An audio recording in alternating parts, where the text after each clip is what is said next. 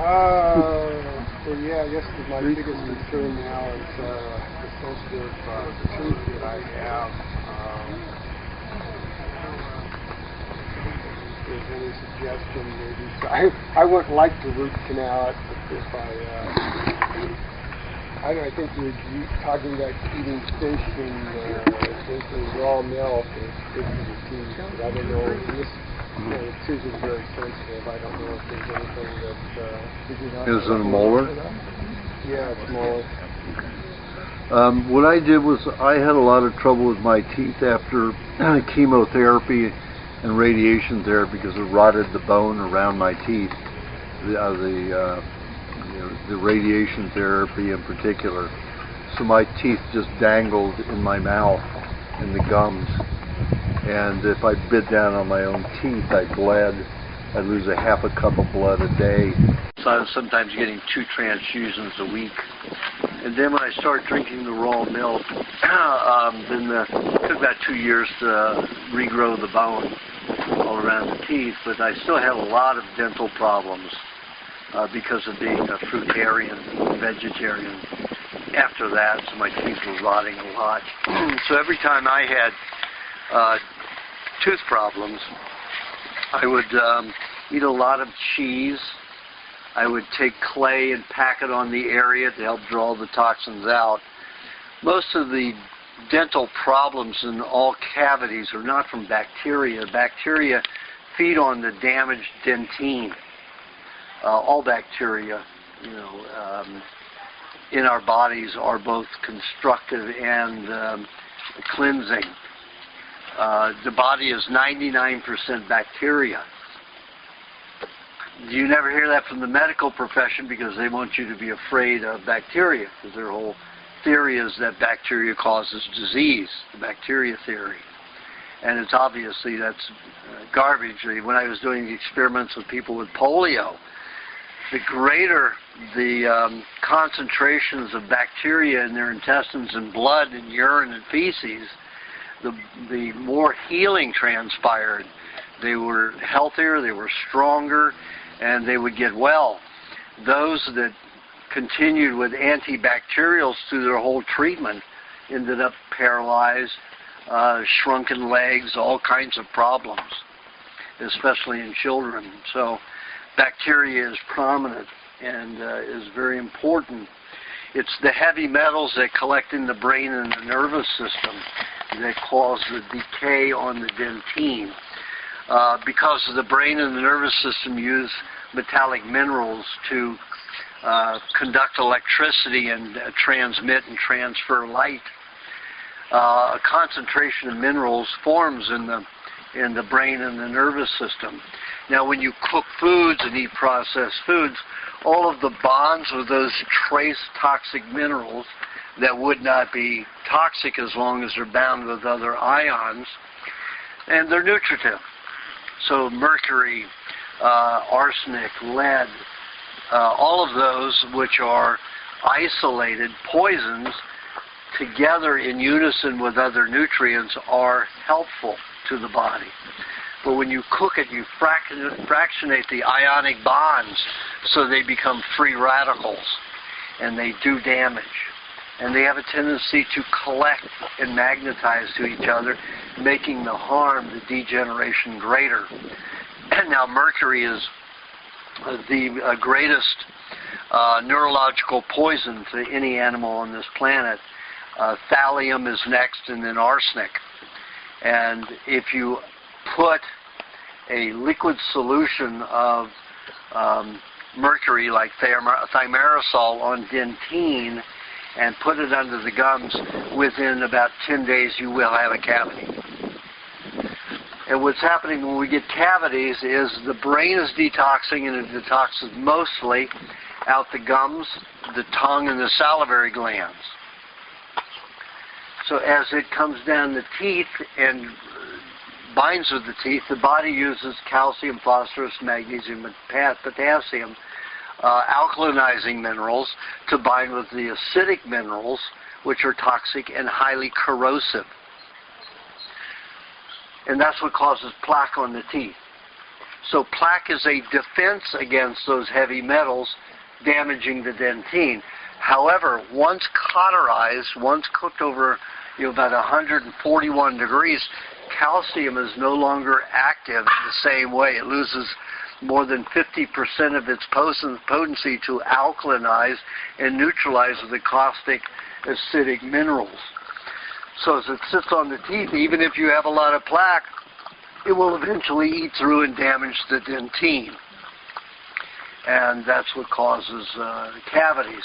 You can have internal cavities too from the inside out, and that's when the mercury thallium from the brain passes into the nerve and then tries to exit to the tubules and gets into the dentine and works its way from the inside to the outside. And as soon as oxygen is involved, the dentine starts decaying instantly. So cheese is very helpful. Cheese is concentrated in minerals. You can't digest raw unsalted cheese because it's not fractionated. It's a dehydrated product. And any food that's dehydrated has no enzymatic activity. So you have to... Are you drinking my milk? Oh my God. No. My berry milk. Now you want this milk too? Well, you already drank all of it. Okay, here. So, if you have the cheese with honey, you will digest it. Now, the two things involved. He has a tooth problem, and he's got pain in it. And the doctors, dentists, of course, they all want to do root canals, say that the nerve's damaged. Sure, the nerve's damaged. That doesn't mean you need a root canal or the tooth pulled. I always wait until the tooth has created a root canal on its own. And I've had several do that. I've let them do that. I let the nerve inside dry up and harden like a string, and it will. And then they can just pull it out and then put a cap over it. And I let that happen on 2 teeth. But getting through that pain while it's detoxing from the heavy metals can be difficult. I always used lots of cheese. I would eat cheese to help draw out the poisons out of the system, and I would pack clay or cheese in my mouth. Sometimes the cheese gets a little acidic, so it causes the gums to get more sensitive, but it does draw the poisons out. And then I used clay that's been moist for at least 5 days, and then let it harden about the texture of clay that you mold for pottery, and then pack that up there, and that draws it out and keeps pain down, reduces it. And of course my pain formula, which is the moisturizing lubrication formula, with bee pollen and cheese eaten with it, and then lots of milk. I refrain from eating meat when I have a tooth pain like that is pretty severe. I won't eat beef at all. When I eat meat, it will be fish or chicken, and I tend to do better with fish because of the high mineral content. It can help bind with the toxic minerals and help soothe and give minerals to the nerves, so they can pull the caustic metals out of the nerve, which irritate and burn the nerve, which is most of the pain, what the pain originates. And if you can neutralize that with the minerals from the milk and the cheese, then pain is usually very manageable and durable. If it pusses, great. That means that the white blood cells are involved, and the white blood cells will consume the poison and regurgitate it when it gets to the skin, or pass out and die with the chemical in them. So pus is a good thing. Doctors say, you need antibiotics. White blood cells aren't your problem. Why would you want to poison white blood cells? It's the most ridiculous concept in the world. But it sells antibiotics, and people buy it. Think about it.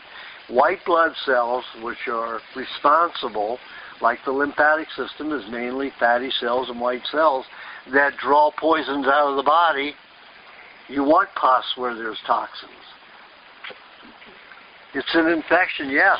It is infected with some kind of chemical pollution, and you need the white blood cells to help remove it. That's what it's all about. That's what the white blood cells do in your blood. That's what the white blood cells do in your entire body, even your intestines. When you eat cooked foods and no raw food with it at all, you have what is called leukocytosis, which is the white blood cells leaving the red bloodstream and entering the intestines. And up to 1/3 of the white cells will enter to deal with the toxicity that's created from cooking your foods, because you've got a lot of toxic byproducts. 32 that I name in the recipe book. And those are only the ones that have been identified, but that's because a few scientists have taken the time to do that with very little budgets. Of course, the budget's the only thing that our government will sponsor is pharmaceutical stuff that gets us nowhere, like cancer and multiple sclerosis through drug campaigns, from the pharmaceutical industry, and there's no cure there. They don't want a cure. They don't make any money if you're cured. And Hippocrates cured diabetes in 6 to 10 weeks, every case with just a raw milk diet. And we have 53 million diabetics in this country. That's 1/5 of the population. Think about that. They could all be cured in 6 to 10 weeks. They're not. And the government knows this. The pharmaceutical house knows this. That's why they campaign to get rid of raw milk. There's no other reason to go after it the way they're going after it. It also helps relieve a lot of poisons out of the body. It keeps a lot of people much healthier, like 5 times healthier than you can be without it. So milk is a very important thing. This whole Whole Foods thing, I was waiting for this. Back when Whole Foods started buying up Mrs. Gooch's health food chain, which was a good health food chain. When they advertised organic, 60 to 70% of all the foods in a Mrs. Gooch's was organic. When Whole Foods came out, they'd say, go organic, always campaigning for it, but if you went into their store, in the highest point of organic availability, they would have no more than 10% organic. 10%. And at the lowest, it was 2%. 80% of the year, Whole Foods only carried 2% organic produce. Why? If they're saying go organic. There's plenty of organic sources out there. So I looked into it, and I went to the head office in Texas, and I asked them what they fed their beef, and it was all natural, like they labeled and everything. So I said, well, specifically, what do they eat? And I finally got to the person who oversees the ranches, which are contracted with them to produce the meat. And they have contracts, somewhere around 60 contracts with very large ranches for their beef. And the man who oversees it makes sure that they're almost all fed the same. And they get 15% bakery waste. 15% stale, boiled and oiled donuts. Since when is that natural? Well, the grain is natural. They naturally eat grain. I said, not ground and processed and boiled in oil, as donuts are. And then, so I decided, okay, who are these people that are buying out and taking this attitude? They're obviously interested in money and not interested in health, and they're purposely destroying people's health. So I knew it was a front. So I found out it was the George Bush's family, and the Bass family of Texas. And both of them are and both of them are Nazis, and believe that we should diminish the population. So that's who are the major shareholders through trust, 10 trusts. They own about, when I investigated 10 years ago, they owned about 80% of all the shares of Whole Foods. So then 2 months ago, they put 2 vegetarians in charge of all of the stores. You know how much vegetarians think that raw milk or any milk is the worst food in the world. So what's the first thing to go out when they get into management? The raw milk. They're using, well, we can't get it insured. They've had it insured all along and nobody spouted and had a problem with it. So this is a way to get rid of it and to get rid of good healthy food, some more healthy food. So that's why they've stopped doing carrying raw milk. Anyway, cheese, the pain formula, pack it with clay, and drink milk, sip on milk all the time. Now, you can sip on cold milk just a little bit to numb the pain, but don't do it too often. Well, what I started to do is put the raw milk up in the cabinet, mix it with honey, and make kefir, and drink kefir cold. That's okay. That's okay. But I mean, when you put the cold on it, I found that if I put the cold on it too often, it made it worse. Okay, another question: where to get a kefir? Do they use pasteurized milk? And some do use pasteurized milk to make their kefir. I don't know if it makes a difference if you're using a culture. Could you recommend where I would buy a culture for the kefir?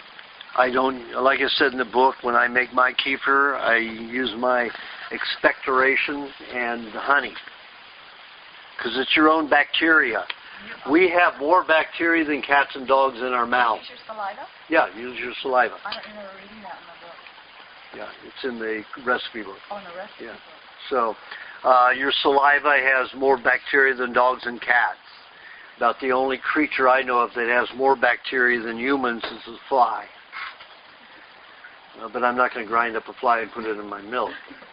So I'll get some saliva with some honey and expectorate it into the milk, and that's how I make my kefir. And if you keep the milk warm, put it in a bowl of warm water. I put mine in my hot tub, which is only 102 degrees, and cow's body temperature gets up to 105. I'll have kefir in 24 hours or less.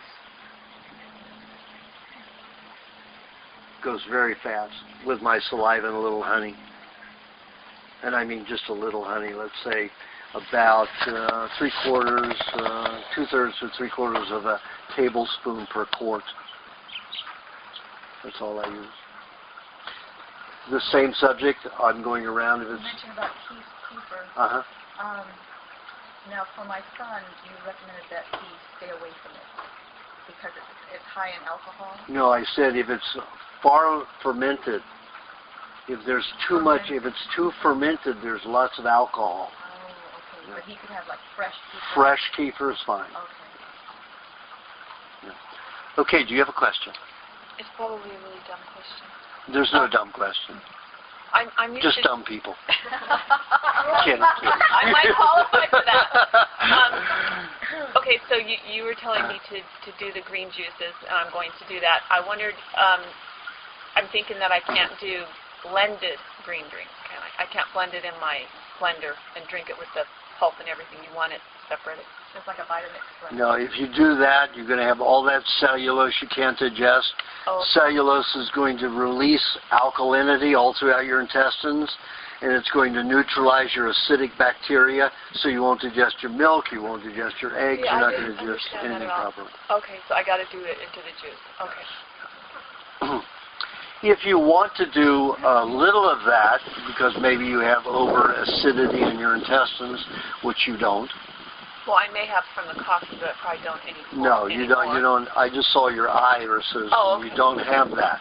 Oh, okay. So normally, if I suggest that for someone, it's the last thing in the day they eat. So no dairy, no meats coming behind, to interfere.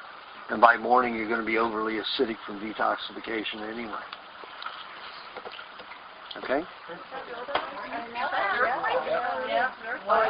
So yeah, feel that. My daughter's in Ghana. Where's the dog? Yeah. Whoa, it's getting stronger. Very strong. Just get away from anything that can crash. Out here? Moving on to the field. No power lines on here, right? Yeah, we're fine. No, I haven't felt one in probably 6 years like this. It's still going. No power lines. It is. It's still moving. Still moving. Yeah.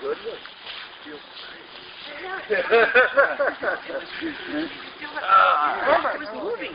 Yes, still moving. Yeah. Where's the dog? It's still moving. Well, LA's supposed to go in 2012.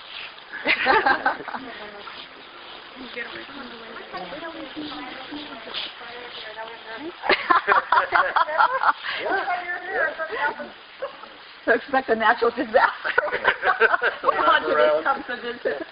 To make things rock and roll, don't you? Yeah. She's sitting down. It's all stopped. Are you used to this, Aajonus? That's a big one. I know. You said it doesn't get that big. Look at the thing swinging in there. Uh-huh. Yeah, well, cucumber's not a vegetable. Cucumber's a fruit. So you're going to have you're going to get your collagen from it. So collagen replacement. So it's not a complex cellulose like roots, stalks, and leaves. It's a fruit. And because we don't eat a lot of sweet fruits, for the obvious reason, getting the highs and lows and deterioration, mineralization of the body, we have the cucumber, which is a bland fruit. Okay? Do you have a question? Go to Nancy. I have to come back because I forgot with all the excitement. Okay. Do you have a question? Okay, yeah. When I saw you in October, Uh-huh. I was exhibiting symptoms of rheumatoid arthritis, and most of those seem to have dissipated. I have Good. a little swelling here, Uh-huh. but I still on the balls of my feet get some swelling. And it's interesting, like we had this meal today, and everything was good until I ate that little ball of nuts and honey or whatever was in that. Yeah. And then all of a sudden my feet, and they're still doing it, they started to tingle and feel like they were getting a little swollen. So is that an allergy to something that was in that, or that doesn't have anything to do with the RA, or? It depends on what was in it. I don't know what was in it. Are those from the Rawson? Some of that stuff created a Rawson isn't necessarily good. It's like that oil they were pressing, and I think they used the safflower oil or pumpkin oil in here. And for 2 years they claimed it was raw. And I said, okay, prove it to me. So I went there and I took a heat gun right where the oil was coming out, and the pumpkin seed oil was coming out at 129 degrees to 134 degrees. The flax oil was coming out at 150 some, and the sunflower was the only one that came in under 96 degrees. When it first started pressing it, the machine got hot for some reason, but after about 3 ounces of pressing, the temperature dropped down between 89 and 92 degrees, which is fine. So the only oil that is good up there that they press is the sunflower seed oil. So if I get that reaction from something, then I just be aware that that's something for me that I shouldn't be eating. Not necessarily all the time, but in the case of if this is made with those oils. But sometimes even I feel as if sometimes I'll just think about something, Uh-huh. and I'll start to get that tingling or. Mm-hmm. So I know that there's maybe an emotional component also. I'm just wondering if you have any thoughts. Well, you can, you see somebody eating a lemon and, you water and you taste it, so the brain does come into it, but it usually doesn't go to the point where it's causing electrical, stimulation. However, in some people that are very thin, I have found that is true. One patient I had who had MS, multiple sclerosis, was so advanced that she lived on a gurney. And she flew down from Canada. I wasn't willing to fly up there, and I had no idea.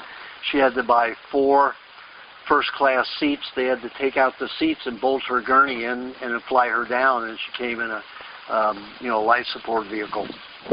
So she was wheeled up to my house in a gurney, and she fell asleep within a few minutes there as they were settling her. And I went over to see, and I went like this. She woke up screaming. And I was just this far away from her arm, and she woke up screaming in pain because the energy that she could feel, she was that sensitive. And nobody could get near her. She had caretakers that, it was futile because they screamed every time they got near her. She screamed every time they got near her. She was that sensitive. That's the only time in the cases of MS, and I've seen 3 cases like that, where they're so sensitive that you can get close to them and wake them up, cause pain. That's sensitive. But that's the only disease I know that has that ability. So your thought process, maybe because you were even thinner before, and maybe you have some hardening of your nerves, that you may be that sensitive that even your thoughts can create that, but it's not a general rule. So should I continue to wait a while before I have my mercury fillings removed? I always suggest people wait 2.5 years on the diet. Well, I've been 3.5 years. Solid on the diet? Yep. So I'd say go ahead and do it. So even though you said to me in October, wait until the immune situation is kind of cleared out. What has it? Well, I don't know if it has 100%. You're taking the baths to help clear it? I haven't been taking baths lately. Yeah, then wait. Okay. 90% of toxins leave through the skin. You've got to perspire them out. And most of those toxins are, styrofoam or other kinds of plastics by using hydrogenating vegetable oils. So almost all the items besides Haagen-Dazs and what's the other? Haagen-Dazs, and there's another one, Jerry's. Briars? Pardon? Is it Briars? Briars. They're the only ones that use actual dairy products. However, because they're international now, there are regulations on it, so they're having to defat, remove the animal fat, the cream, from all dairy, and then add back a hydrogenated vegetable oil for long shelf life. So almost all of it's plastic now.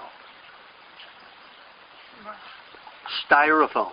Actually styrofoam. And why does the FDA and our government allow it? Because they don't give a shit about you. It's about profit, and that's it. You have a question about this? Yeah, I have a question regarding the balls she ate. If it's a nut base, do you think it's maybe the nuts that she's allergic to, or what's your opinion on nuts?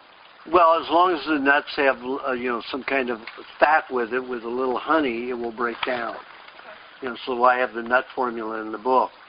Okay. It helps break down the phytic acid.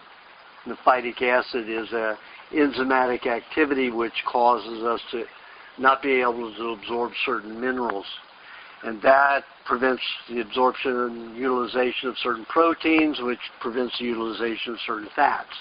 So it's a whole chain reaction. So I found that if you're using a fat and honey with the nuts and seeds, that it neutralizes the phytic acid. It changes the properties so the enzyme doesn't work that way. I think that nature created that enzyme so many animals wouldn't eat all the seeds, so they would propagate. Birds, if you feed them only sprouts, they will die. Birds can't eat a lot of nuts because they have a gizzard, and seeds because they have a gizzard. Squirrels can eat a lot of certain kinds of nuts and it not bother them, but they're equipped to eat it. They have certain enzymatic activity. But the human isn't built that way. We're getting an aftershock. Yeah. But those are never real bad.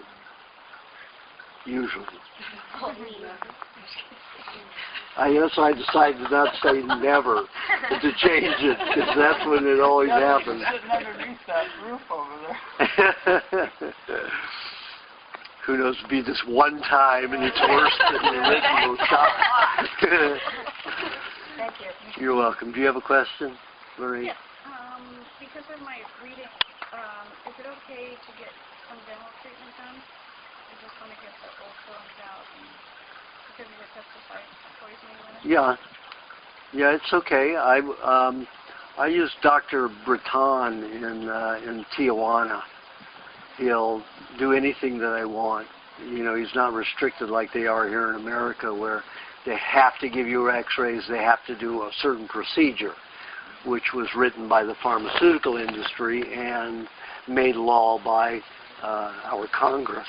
So I go to Mexico, and where I don't have to get x-rays, I don't have to have Novocaine, I don't have to do any of that. And I also get like palpitations sometimes. Is that because of the pesticide? Yeah, pesticides will definitely damage. Any kind of chemical can harm the heart if the heart's And what can I take for that when it's happening? clay. Oh, clay. Yeah, clay and milk. For the juices, I was putting beets in there because you told me at one point. Beet helps you build hydrochloric acid to digest your proteins better. You were telling me to take like 2 ounces per day. Yeah. So that should be in the juice that I have? Not unless you're having digestive problems. Oh, okay. No, this is strictly to make the liver work better. I don't know. We were talking about that at one time. Well, it's to help you digest proteins, to help your liver get well faster, because you had signs of not digesting proteins well, and the hydrochloric acid would help. But as I've said before, 80 to 90% of digestion is bacterial. Only 10 to 20% is enzymatic, our digestive juices. The digestive juices break down larger particles of food into small molecules so the bacteria can infiltrate and eat. So basically, our food is the urine and feces of bacteria. It's their byproduct. So should I be having like 8 ounces each twice a day? Is that okay? Well, I would say if you have a lot of, your exposure to that chemical which you have been exposed, I suggest that you have maybe 2 a day with an egg in it and a little clay, maybe a 1/4 of a teaspoon per 8 ounces, and whip 1 egg in it. Don't blend 1 egg in it, just whip 1 egg in it. And that's 8 ounces each time? Each time, yeah. 8 ounces. I'd rather you do the sport formula. It's a little bit better for you than too much juice. Okay, that's good. Yeah, because like when you make the formula, it's really hard to. Sometimes you want to either replace the shake, or do you think that's necessary to have like the milkshake during the day? Like the fruit or something. If you have enough weight, it's not necessary. I have the milkshake for people to gain weight fast. It's the only thing that can make you gain weight fast on this diet is a milkshake. So more important to me are the juices and the meat. To me, the least important is juices. Least important. It helps alkalinize, but your meats and dairy and eggs are always the most important. If you're very sick, eggs are the most important food you can eat. Milk would be next. Eggs digest in about 27 minutes. Takes milk 6 to 10 hours. I don't take cheese before the egg. I just pop it. Yeah, cheese to absorb poisons out of the stomach, and you have a lot of formaldehyde and other industrial solvents in your stomach lining. You should be eating cheese like every 30 minutes, just a little sugar cube-sized amount.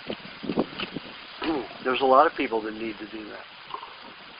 Do you have a question, Joseph? Yeah, I know someone that has arthritis. She has a lot of trouble with her knees, walking and stuff. Yeah, those itis boys are really nasty. And A lot of people go to bed with those itises. The doctors have her on a chemotherapy. What's that supposed to be? Is that crazy? It is the most, it's all absurd to me. And she's so sick because of it. Yeah. Well, their whole idea is you poison the body stops doing what it's ever doing in that joint or that body part, and it does. It stops the detoxification of that particular area, but the problem is you've got toxicity there from industrial pollution, whether it's in your food, air, water, whatever. It's in the body because of industrial manufacturing. They can poison the body with antibiotics or any kind of chemical. They used to give arsenic, 500, 800 years ago. They would give arsenic as a recipe, as a remedy, because it would poison the body so badly that the body took all of its energy and nutrients just to handle the arsenic. So the symptoms would leave, and they would say that was a cure. Certainly wasn't a cure. The whole body's toxic now. You're going to have a shorter life. You're going to have more colds, flus, lots of disease and illness, all kinds of compounded problems. So, of course, it's the stupidest thing in the world. But I don't know anybody more stupid than doctors. Really, they spend 12 years learning everything bad, and they believe it. Yeah, but there's a lot of people convinced that these doctors are the most revered profession in the world, and TV is terrible about that. I turned on TV and saw Oleander, White Oleander, which she starred in, and here she is today. This is so weird.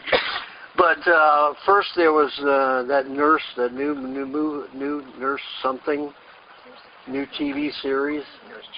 Nurse Jackie.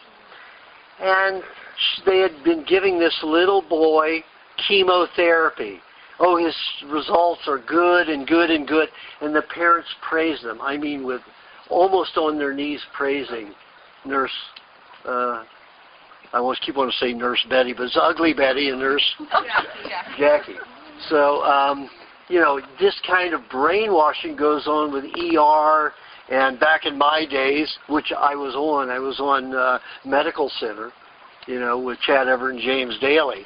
And always they revered the doctors. Rarely they would attack them. And it was always justified when they attacked, because you got bad people in every profession. But majority of it, they praise doctors. And they lie. These people who write it have no medical background, and they're just writers. And they believe what they're told. What happened over there? Somebody pass wind? No, it's cold. No. I thought maybe the dogs went over there and did something. The ground isn't shaking as much over there. Okay, do you have a question back there? Yes. You've heard of cavitation cases where they blame the cancer or the heart problems on dental.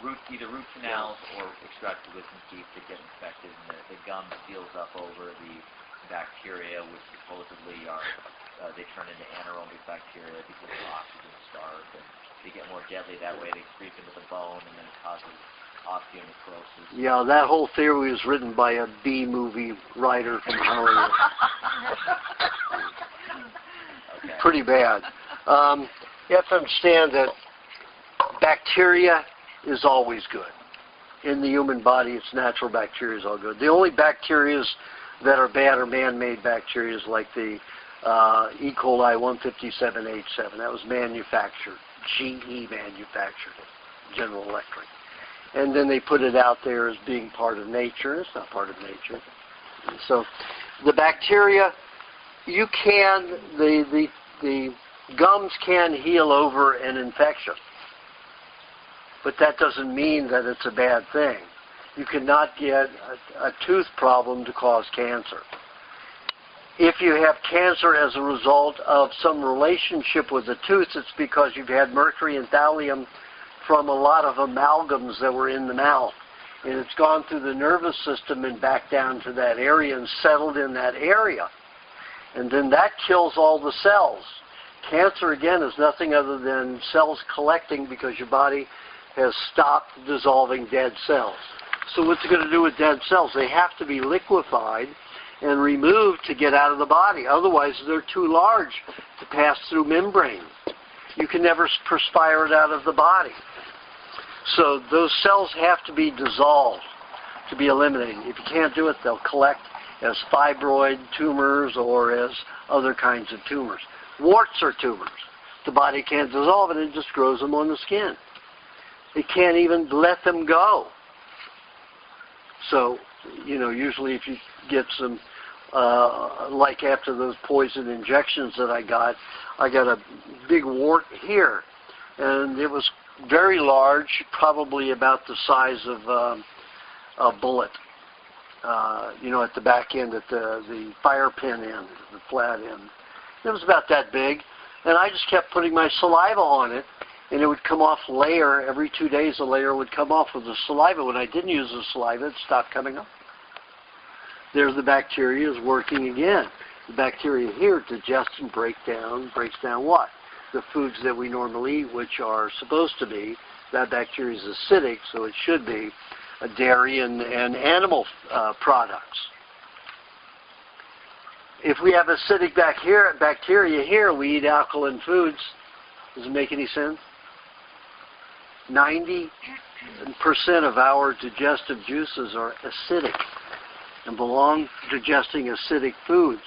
We have about 10% that are alkaline, and that's only because we're used to eating them, alkalinizing foods. The Maasai and the Samburu don't eat fruit. They don't eat vegetables. They don't chew on it like gorillas and spit out the pulp. They just eat the raw dairy and the raw meats. And they have no alkalinity in their entire digestive tract. Sure, we can adjust to a diet of alkalinity, but that doesn't mean it's right and healthy for it. So the bacteria in a tooth is not going to create cancer. The poisons always that cause cancer. They kill cells. Your body can't dissolve the cells. They collect. You have tumors. Okay. Do you have a question? Oh, no. No. Do you have a question? Yeah. I'm just curious if you can recommend a good source of lamb and beef, except North Florida bison, fresh meat. Yeah, Miller Organic Farms is where I get all of mine. Are you local? Yeah, I'm from Fulton. Pardon? Fulton, Orange County. Okay. Well, our co-op here in Venice, Rawsome, carries lamb, pork, and if they don't have it, you can always order it. Every week we have a shipment that comes from Pennsylvania, from Miller Organic Farms. Pardon? How much do you have lamb and beef? Yeah. Lamb and beef and, well, they get mostly the North Star bison buffalo. And they are not supposed to send these to breeding females because she vaccinates the breeding female. So they're not supposed to be sending us any vaccinated female meat nor any byproducts of those buffalo. Do you have a question? It's related to that. Pardon? It's related to his. The meat that we buy in the store, they're grass-fed where I am, and then there's also organic. But the grass-fed, they say they fish it off at the end. I don't know what that means, but does that mean that they give? Is it better just to get organic beef, or is it better just to get grass-fed? I would get the grass-fed because it spent, 99% of its life eating grass. And what do they do at the end? They put They'll feed them a lot of grain to fatten them up. Okay, but it's not necessarily that they give them antibiotics. No. Why is that better than organic? Well, organic, they can feed them mainly grain, and then they'll get very fat, and their tissue aren't as strong. Cows, 98% of their diet is grasses, and only 2% is grain. When I used to go to my grandparents' farm, I would watch the cows eat, and they would eat grasses, and they like dried grass almost more than they like fresh grass for some reason. So they like straw, they like hay, and that's why you can feed them that in the winter completely. And I guess that's part of their diet for winter time. But when you feed them grain, their hooves will, too much grain, their hooves will start cracking. You have to kill them earlier in their life before they start breaking down with disease. So that's what I learned from my grandparents' farm. And we had to be very careful because they were mainly a dairy.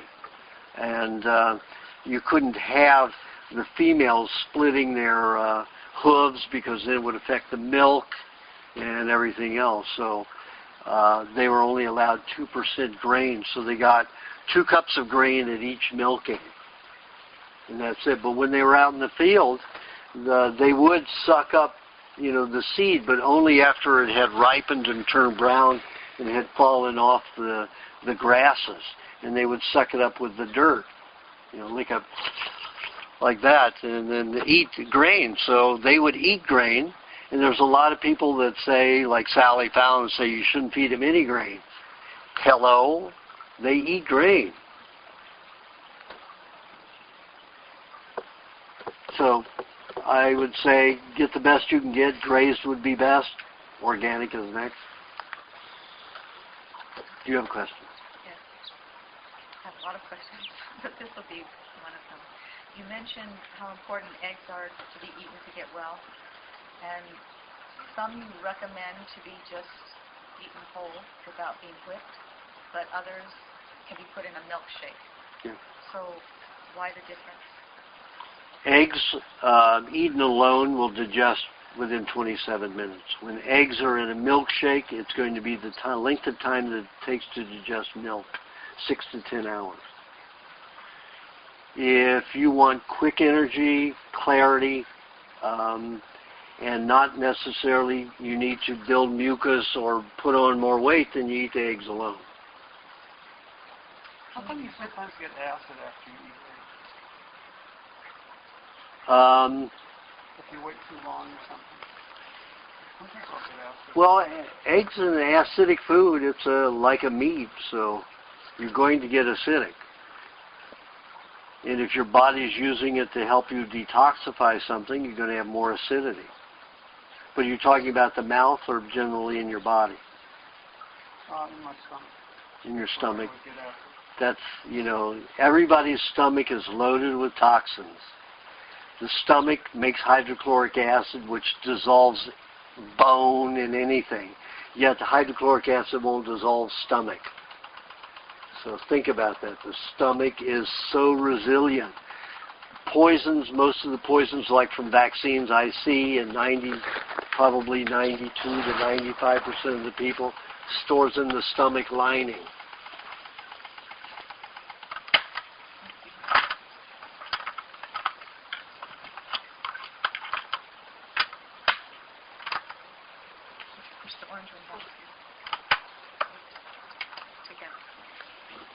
So when you have those poisons in the stomach, sometimes the body will use the fats from the eggs and the protein from the eggs to draw the poisons out of the stomach lining.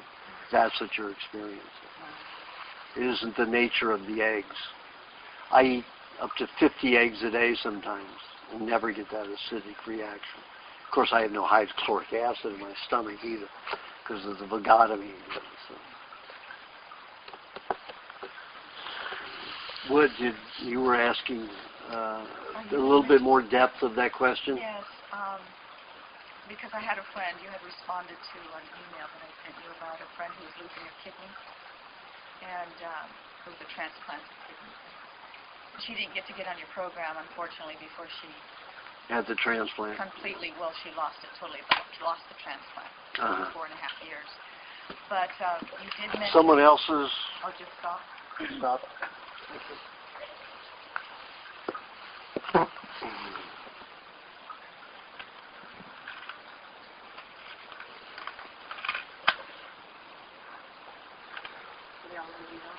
Pardon? Yeah. Yeah, yours must not be a 100. Mine's a long text, so leave it alone. Yours is shorter, so there's no one push. She came in late. But anyway, you had recommended that she not split the egg, but just eat it whole. Correct. So if you put it like in a shot glass and just like dip it with a little bit of cream, well, you said the cream takes a long time to digest. Cream is of all the foods that we ate, cream is the hardest to digest. And you mentioned it in the milkshake, though, so you should have it in the milkshake. So if it's so hard to digest, should we even put it in the milkshake? To gain weight, absolutely. Oh, weight gain. Yeah. To gain mucus, to gain all that, you need the cream. But there's not much cream in it. Putting like 2-3 tablespoons per milkshake. You put what? I need to put That's a good thing. Yes, you need weight, definitely. So. Skinny here. Yes. Yeah. Oh, okay. So good. Right now, I'm using almost a cup per gallon because I need to put on weight before I go to Asia again. Can't get cream over there, so I just get the milk. Not all the time. Allison, do you have a question? I do. I get really bad headaches every month, or I'd say it's one really bad headache, probably a migraine. And I think it's because of my period. It only started happening maybe, I would say about a year ago. Uh-huh. But I don't really know what to do because when I'm in that space, I can't think straight, and it's pretty bad. It's your right eye, too. Oh yeah, and I had eye surgery when I was 18 because I had crossed eyes, and they fixed it. But the headache is always on the eye that had the surgery done, and it is so painful, and I don't know why.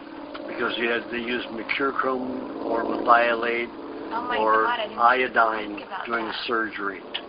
So you've got probably quite a pocket of it there. Okay. And when your hormones increase, yep. you increase the fat availability in the blood and the neurological system and the lymph. Because your hormones are anywhere from 60 to 80% fat. Okay, so I increase the fat. So when you have your period, you increase hormonal activity, mm-hmm. and then your body uses it to detox. Oh, so it's detox, so it's a good thing. Yeah, but what you need to do is put a hot water bottle on that area. I do cold and hot because it feels like the cold seems to take away the pressure, and then I do hot because it feels. It expands so there's less pressure. The cold, of course, will shrink everything, but it also, you don't clean out the toxins. So don't use the cold for any more than a minute at a time. I just kind of go numb. I feel my whole body detached, and I cry, and I don't know what else to do. That's all you can do. Besides, you could have some clay and milk together. Okay. I would say take, for your condition, with that kind of toxicity localized in the eye, and where the muscle is, it goes into the brain. They coat that whole thing. And if I drive long distances or I knit too long, if I stare, my eye gets really painful. Yeah, because it starts, more circulation in there causes it to detox. Okay. So I have about 1.5 tablespoons of clay, moist clay, that's level, 1.5 level, or 1 heaping tablespoon of the moist clay, and put that in about 4 ounces of milk, and drink that over about a 10-minute period. It tastes a little like chocolate milk for some reason when you use the Terramin clay with the milk. Don't use honey or anything else, just the clay and milk. And that'll provide plenty of minerals to help bind with that toxicity. So, because methylate and mercurochrome are both liquid mercury, and they also use iodine. So they are antibiotics, antiseptics, because they're caustic. They kill cells. They kill anything. And of course they're going to, irritate and burn cells. They're going to etch their way into a cell. And if it's a nerve cell, it's going to be very painful. And the eye is full of, nerves. Should she be sweating a lot too? Should she be trying to pull the toxins out that way? That's helpful, definitely. But if you get the whole body involved and the nutrients need to go here, then it could be a problem.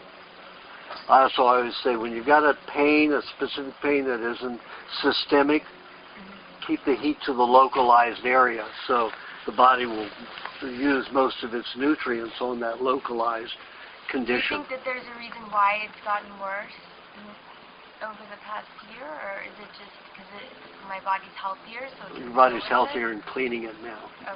A lot of people who have such surgeries end up with eye cancer or brain cancer right around the ear. So, as they hit, 40, 39 to 46 years old. So your body's going to take care of it before you get there.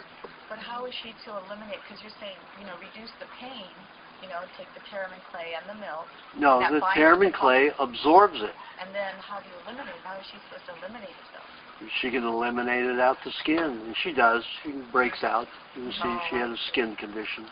And then also, when I sleep really, it's the only cure for it. If I sleep for a good, 12 hours, then I'm fine, but sleep really helps.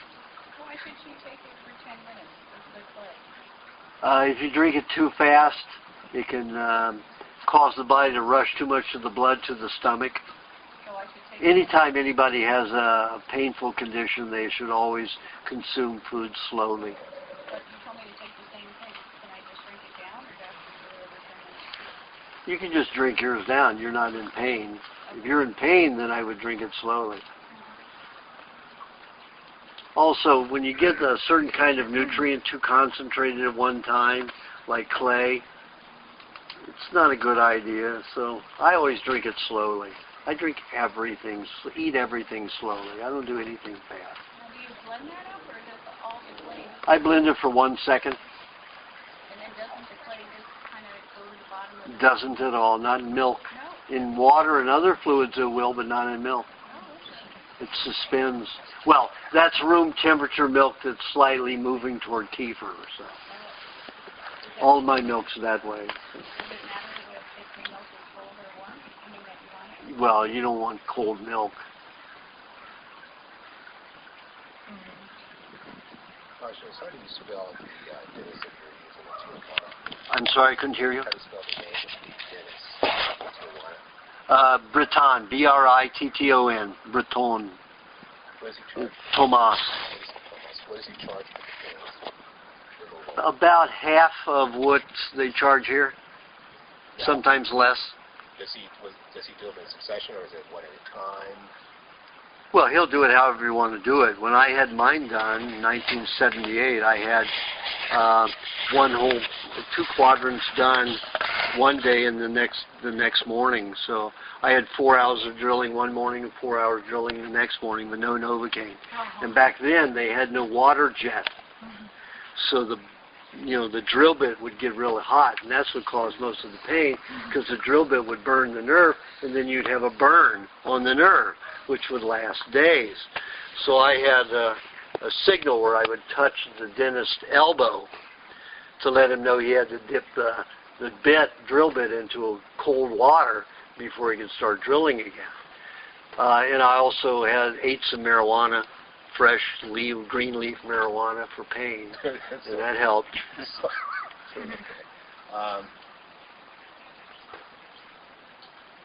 Did he replace those with porcelain? He'll do anything you want. You ask for porcelain, use porcelain. If you want composite, he'll use composite. Is there one better than the other? Porcelain is always better, even though it's a very hard, composite's a very hard plastic. There's a slight bit of BPA that gets into it, bisphenol phosphates. They get into your system. I still use them though. I'm eating enough, nutrients that I don't worry about it. How do you get over the border to his place? You just take a taxi, or? No, I drive over. It's 10 minutes from the border. 12 minutes at the most. So I drive over.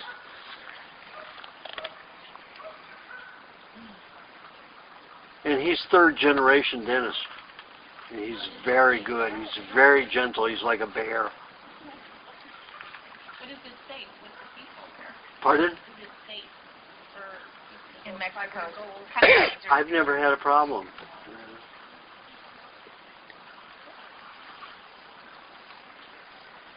Do you have a question, Mark? Sure, yeah. This is actually about thinking about getting a new car. How long does it take for a car, brand new car, to off gas? Is that an issue? Because we hear like if you get a new car, it's like the worst toxins you can be in. Oh, it is. Of all that Dioxin. plastic, and you've got dioxins, you've got everything gassing from It's it. actually 2008, right? Like, But it's never been used. What we're thinking about. If it's what I did was whenever I get a new vehicle, and I will open the windows and let the sun hit it, so that it's baking, but with the windows down. And I'll do it for 30 days before I drive in it without the windows up. With the windows up, I won't drive it with the windows up. And I usually will not drive it for that 30 days. But if you have the windows up and you don't bake it in the sun, it could take a year or more. 5 years it could take. A comment too about Whole Foods. I called them when that incident happened, several places, and this is what the response that I got from everybody. People were getting sick from the raw milk, so we had to pull it. It's a lie. And then I researched on the news and read the article that came out saying they had to pull it because they wanted to, redo the regulations and the insurance. So I'm sitting here thinking, who got sick? Yeah. They're telling their employees to tell people that people got sick from raw milk. It's disgusting. And it's and every time the CDC says that people got sick, it's always association and never by laboratory evidence. Like they could have just got the flu or something? Yeah. Well, people eat a lot of preservatives and chemicals in their food every day. I would be going after that, of course, causing diarrhea and vomit. Certainly wouldn't go after bacteria in milk. But like I say, there are invested interests on keeping everybody very sick. Look what the government's doing. I mean, robbing the till of the people. If people were healthy and clear of mind, the government wouldn't get away with that. So they want you not well, because you're going to be involved in your illness and your pain, your family, taking care of your family. So they want to keep you busy. Let them do what they want, run the world. It's the monopoly game they play. Do you have a question? I do. Two things. First, it's kind of like for the menstrual cycle. Mine's always been very long and very intense. And is there anything that I should be doing to change that? Because I'm just out for 3 days. There's really, I'm useless. Well, like I said in my book, We Want to Live, have mushrooms with a salad or vegetable juice and a little bit of the mushrooms. I found that eating mushrooms also with meat is helpful. So I said 5 mushrooms a day with a salad for 5 days before your period's due. However, I would change that now to one mushroom with each vegetable juice and 2 vegetable juices, at least 2 vegetable juices, and then 2 mushrooms or 3 mushrooms with a meat meal, or 1.5 with 2 meat meals for each day. Okay. So still consuming 5 mushrooms a day. Okay. So when I just space them out, don't eat them all at once. No. Okay. So add with the juicing, add it to the juice. Correct. Okay. Well, no, you eat it and then drink your juice. Okay. And then, and that should lighten the period, or should it just the intensity, like the pain? Should it help with It should eliminate the pain. Really? Yeah. Okay. And it should shorten the period. Yeah. You have to understand that a period is to dissolve ovum and sperm that is absorbed into the uterine wall, or that is the eggs that come down, the ovum that comes down and needs to be washed out. Because the cervix is very, very tight. It's anal retentive. So nothing passes without hormonal activity to open the cervix, and then the blood has to flush it out. It's that tight. So it takes a period cycle of a lot of hormones with blood to clean it. If it didn't, you could have multiple pregnancies on many different parts of the cervix. And how many people could stand 10 to 20 pregnancies at a time? So that is the cycle. Usually once the egg's impregnated, then the whole cycle stops of cleaning, but then the ovum isn't produced anymore until birth again. But each month it will wash out any eggs that did not get impregnated. So if none got impregnated, then they would wash it out. But the ovum can live for about 7 days. The sperm can only live for 3 days. But the older an ovum gets, the weaker the child will be. So the body has to have a way to flush it out. So that's the way it does it. Now, in most animals, there's very little blood loss. In humans, it's prolific because of all the toxins in the body. So the blood is getting rid of other toxins that store in the ovaries and the uterus and the cervix. Flush it out. Most of the time, if you want to slow down and reduce the bleeding, and the body can do it, and it's not full of mercury or thallium or something like that where it needs to bleed a lot, then just drinking some green cabbage juice. Like 5 days before your period, have a half a cup for 2 days. And by the third day, you'll have enough vitamin K and vitamin U to stop excessive bleeding. The mushrooms for the pain. My next issue is with sleep. Ever since I was born, I've never slept well. And it just seems to get worse. And when I do sleep, it's never really restful sleep. It's always dreaming nightmares, lots of nightmares. Is there anything that food-wise, that kind of thing? Does everybody hear that? Okay. When you're restless and sleep and have a lot of nightmares, it means that you have toxicity that's in the neurological system, psychotropic chemicals that are in the brain. And that nightmares releases them. It's like exercise for the brain and nervous system. And if that is happening, your body's detoxifying when there's no light while you're in sleep. So you're not going to be able to sleep well between midnight and 5 o'clock in the morning. So if I were you, I would adopt a different sleep program. I would sleep somewhere around 7, 8 o'clock in the evening, get up somewhere around 1 or 2 o'clock when my body awakened me, and then be productive until 5 o'clock and then take a nap. Yeah, it's funny, right after 5, right around like 5:36, if I go back to sleep, I have the best, 2 hours of sleep. That's really only the rejuvenating sleep I get. Yeah, because as soon as just a hint of light comes over the horizon at 5:30, the nervous system stops detoxifying. But as soon as it goes down, it starts by midnight, it's in full. And if you're into an intense detoxification with some very caustic chemicals, you're not going to sleep beyond 1:30, 2 o'clock. That's usually when I'm awakened by the intense nightmares. I look at the clock, it's right around 1:30. Yep, that's it. So set your alarm clock for 12:30 so you don't have to get up and do something and avoid those nightmares. That's really interesting. Thank you. Okay, you're welcome. Do you have a question, Lisa?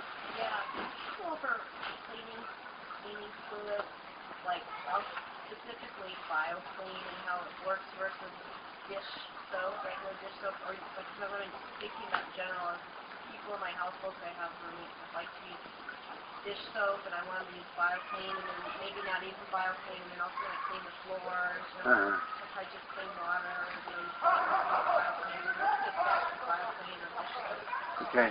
BioClean is 80% made from seed oils, like grapefruit seeds. And just remember, all fats, almost all your soaps are made of fats. They used to make soaps out of lard. They take pig lard, fat, and mix it with lye, and there you would have a soap. I have a friend who makes coconut oil soap and just has the coconut oil, very expensive oil that we eat. He puts lye in it to make the soap. Now, the lye is a hardener It hardens the oil, so it can be, as soon as water is added to it, it will act as a emulsifier and a solvent to break things down, to get rid of dirt or caustic compounds. So that's preferable. Almost all of your other soaps are made with petroleum fats, not seed oils. Very cheap, also very caustic and very toxic. We'll get into your food and you wash the dishes with it. Oh, it'll get into everything. It gets into your hands if you're washing with your hands. Well, you have to understand that they cut those down. They get into the sun. They cut those with either kerosene or a kerosene derivative. Now our tape recorders aren't. Well, we can pull the whole table over.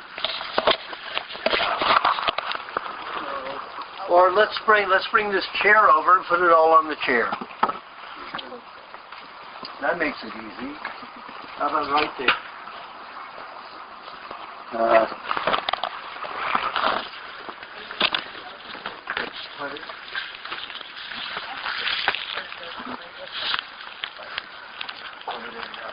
Being hauled over by Mark. Thank you.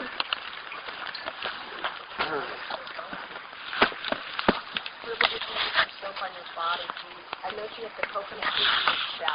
That's all I use is coconut cream on Take the myself. coconut cream after it's sat for a couple months and air it out, or do you just leave it fresh? No, I use it, well, once It's sitting there for it's fermented, I start using it as soap. Oh, I'm just about 2 days. Well, when it's cold, it never ferments up in the mountains where I am, so I can never get my coconut cream fermented during the winter, like right now. But during the spring and summer and fall, when it gets warm enough, then it takes, probably 3 days to ferment. Because I've been trying to shift Jade up to like just coconut cream, and everybody in my household is just BioClean. Right. And now he's saying, well, I can't shave with the coconut cream because it doesn't get the hairs soft. That's funny. But if you leave it on, that's the only thing I won't touch. What I get as a black person is I get ingrown hairs viciously. That's what I get. That's what I was trying to enjoy about earlier. So when I talked to Max said use sheep butter, but I use that, and it worsens my ingrown hairs. The coconut cream one. Yeah, like even if you feel like you'll Coconut cream? Yeah, You said the coconut cream doesn't work. Well, coconut cream is the only thing I can shave with without cutting myself and without getting ingrown hair. Yeah. But I leave it on my face for maybe 10 minutes before I shave. Yeah, no. And it softens the... Because he had a thing that had essential oils in it, and this is a Kentucky African. More in depth about this.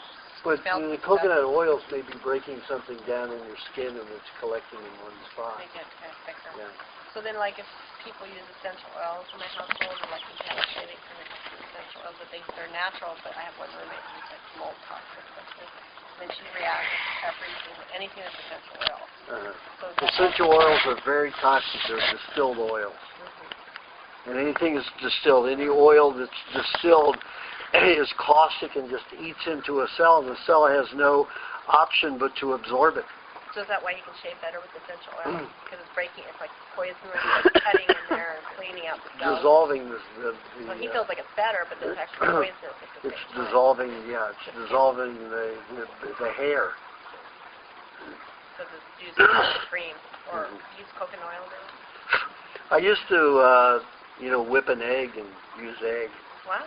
But it turns dry sometimes while I'm shaving and still cut myself. But coconut cream is the only thing I can shave with without ever cutting myself. What about what Max said, the sheep butter? I would say that's a good mix. But no soap otherwise, like even pastel soap, bad. All of that stuff, it's chemicals. Yeah, there's I don't heavy like chemicals in soap. it. I just go without soap. And those oils that make fragrance are caustic, kerosene-derived, substances, which penetrate a cell. The cell doesn't have a choice. It's like taking battery acid and put it on you, or gasoline. It's going to eat right into your skin. So read that into the lunch and learn. Oh, yep. Definitely. That's it. I've had that take. I put that up in my house. Well, that's all natural. It's just, it's just natural from Jimbo. It's not. No, it's not natural. That's the lie.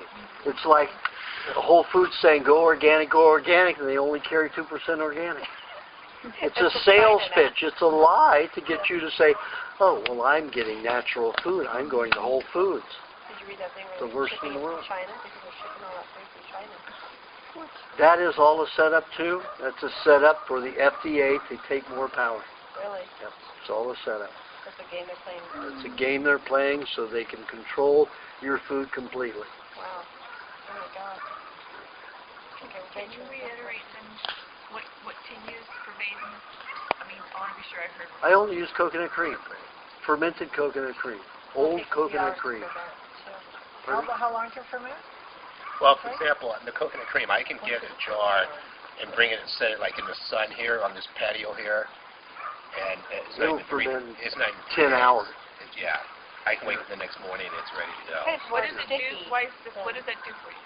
The fermented and this stuff. Well, you've got some alcohol in it, and the alcohol and the fat together will dissolve dirt, grease. Oh, the alcohol. That would get the dirt off your hands, like stains or something. But the oil that's left, the coconut oil, is only about 8% of the coconut cream. So you're not getting an excessive amount of oil, but enough just to make the skin clean. So like I went into my hot tub this morning. I only take a bath every 7 days. I'm that clean where I don't have to worry about stinking. So, but what I do is I took my coconut cream thinly, I mixed a little water with it, just a tiny bit, and put it on my skin. And look at this 63-year-old skin. So everybody wants to wash your pretty hands good. all the time. Pardon? People all the time, oh, I touched your dog, or I gotta wash my hands at your sink, and where's the soap? And then they start freaking out. And I'm always like, you can't help those it's not people. gonna hurt you. They believe all of the stuff. I know, it's that our crazy. world is toxic. Our world is toxic with chemicals, not with bacteria and animals. I know, especially animals. They go, oh, I don't want to touch it. Or they lick me. They go, oh, they licked your dog, licked you. And I go, good thing. They go, oh. Look at you. Okay, we'll go around again. Do you have a question, Marie?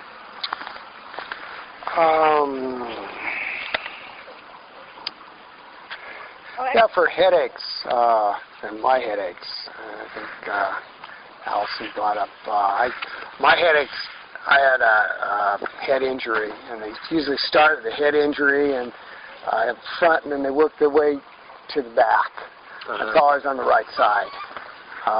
Usually if I get sick, it always starts with a headache. Well, did you have any kind of medical help for that injury? No, they didn't. They took X-rays, but they couldn't read the X-rays. So they. You had X-rays. All of a sudden, there you've got molecular change in chemistry of your brain and nerves.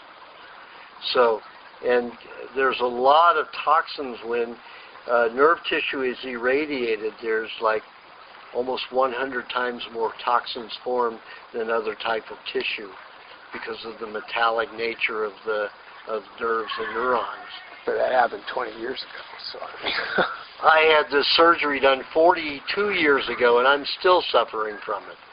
I still vomit all of the. They use both methylate, which is liquid mercury, and iodine on that surgery here. I still have lumps under here. This used to be up to inch and a half wide and 3/4 of an inch high. That's why they irradiated me and cauterized my spine. They had it going like this, the radiation gun. And I would lay there for 10 minutes, get a whole 10 minutes of radiation. So they cauterized my entire spine. But this used to be all lumpy, and I used coconut cream on it, and you see it's pretty much dissolved. And but I do still have lumps under there, very small ones. They get smaller every year, but I still have lumps there from all of that caustic iodine and whatever else chemicals they used, and then methylate, the mercury. So there are knots there. All of these from here up have gone and disappeared. But from here up, I have about probably 8 lumps in there still full of that garbage. 42 years ago. Well, what do I do for the headaches now? I would do the clay and the milk together. For yours, because of that caustic nature of the irradiated nerve tissue, I would probably use a half a teaspoon of vinegar with 4 ounces of milk and a level tablespoon of clay. And I would have that while you have the headache 3 times daily. And as soon as the headache is gone, then stop. Usually it'll last to the morning, just before the morning, and it'll fade. The last one that I had, it went all the way to the afternoon. Gee, I lost a day's work. It's not good for me. No. The vinegar, the clay, and the milk will probably mitigate it to where it won't cause a problem. There's no way you're going to stop it completely, but you can mitigate it 80-85%. So you didn't get this question. I was just going to turn around here. Now that you mention that, I did this 10 months ago. By accident. Major though, the bone's cut out. And so, yeah, it went all the way down to about here. So it's healed up, and it's starting to heal here. But I'm still trying to put wrapping with beef. So well, beef is not the thing to use now. Beef is just to make sure the skin seals it. Yeah. Coconut cream will dissolve the scar tissue. It's like this here. This was from, this part of it was a motorcycle accident. This was all that stuff that was injected into me. God, you healed that up already? Yeah. But still, I mean, most of the scar tissue is going away quickly. But I put the coconut cream on it, I'll put sperm on it, or also a bone marrow. And that brings back to life. You see, this was all a burn. You see how that's burn tissue? That was the chemical burning it. This one still is pretty burned. It's not moving as quickly. But, just 6 months ago, this was all very wrinkled, burned tissue. And it's diminished by about 75%. When was that that quickly. This was a year ago. But this stuff... It was severe. July, when you were here last time. No, it was in April it happened. Oh, April. April 2nd is when I was abducted and given those 3 shots. And then this happened 10 days after that on the 12th of April. So it's its birthday. So you're saying coconut cream. So Coconut cream will dissolve that. What's this when you pinch that? What is that? Yeah, That part that's scar tissue, it's dead cells that have collected there. The coconut cream will dissolve it. Helps dissolve it. Yeah. Also, bone marrow will help dissolve it. Sperm will help dissolve it. Did you once say that the ejaculate has most toxins in it and man should not ejaculate into woman? No, I said it can. It has mercury. There's a lot of fat in sperm, and the testes are quite predominantly fat. Did you ever eat the testes of a buffalo or? Yep. Well, we sell them up at the, I know. and they're very rich. It's like, clams sorry. or oysters, with butter. No, it's almost like, have you ever had urchin? They are a delicacy. Yeah, have you ever had urchin? No. In a sushi bar, you haven't had urchin. No, I didn't know that. They look like tongues, just taste like that. Does it? Buffalo testy tastes like that. Anyway, it's rich in fat, so toxins can go to that area, heavy metals. So if the sperm smells like, like metallic minerals, don't swallow. It smells like vinegar when guys Don't use it. smell like acidic or vinegary. That's normal. Is that normal? Yeah, that's. So how do you know if it's heavy metal smell? If it smells like metals, if it smells like a coin. When you touch coins and you have that smell on your fingers, if the sperm smells like that, don't use it. So that would like you use a condom or something, you mean? Well, don't let them ejaculate inside. So you can put it on your skin if it's not Yeah. toxic. I don't know. I'm not in favor of condoms because of all the toxins that are in the condoms. They get worked into the female because on the man it usually stays in one place. So the friction is on the woman. So all those toxins, the BPA's, all that stuff gets into the vaginal cavity. It deadens it. So I'm not for condoms. whatever it is. You suggested coconut oil before too, though, for sex. Yeah. Right? Yeah. But if you use oil with a condom, it will dissolve the condom even far quicker. They have natural skin condoms, don't they? Pardon? Lambskin condoms or natural skin condoms? Yeah, you can use those. You know, they're better, but still they're processed, made in hardened. They have to use a what do they call it? A polymer and an adhesive to get it to make it. And so it isn't just a heat process. Like you can take rubber and use a heat rubber and heat plastic into a shape without using a glue. But with the animal cells, you have to have a glue and a polymer, which is a drying substance. Okay, Mike. Yes, you have no question? Do you have a question, Mark? No. Okay. Yeah, I have. Along with the headaches, I get really moody, and I'm. You're too thin. So that's probably it. But so yeah, and I get really emotional. So, and I have a tendency to start thinking negatively instead of looking on the bright side. So I started doing high meat, and I was wondering how often I should do it. I tried it a couple of days ago. So. Finally. It will work wonderfully. I have one person on the diet from Nevada City. Bear of a guy, huge guy, and he was very antisocial. It was like he was on his period every day and had headaches every day, and not a nice person. And he became a landscape artist so that he didn't have to deal with people.